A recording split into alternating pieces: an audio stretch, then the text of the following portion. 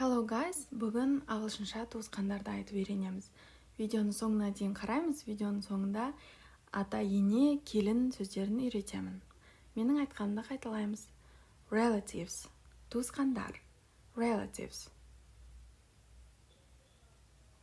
Parents, ата-ана. Parents. Grandparents, ата-әже. Grandparents. Uncle, көке.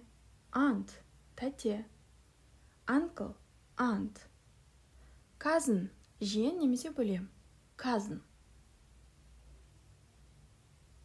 Nephew, немере аға іні. Niece, немере сіңілі қарындас. Nephew, niece. Siblings, бауырлар. Siblings. Husband, күйеуі, wife, әйелі. Husband, wife.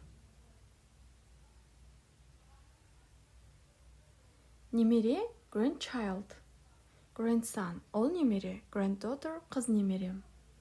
Grandson, granddaughter. Father-in-law, қайната. Mother-in-law, ене. Father-in-law, mother-in-law.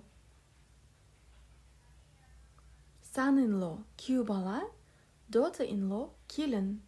Son-in-law, daughter-in-law. Guest, қонақ болады.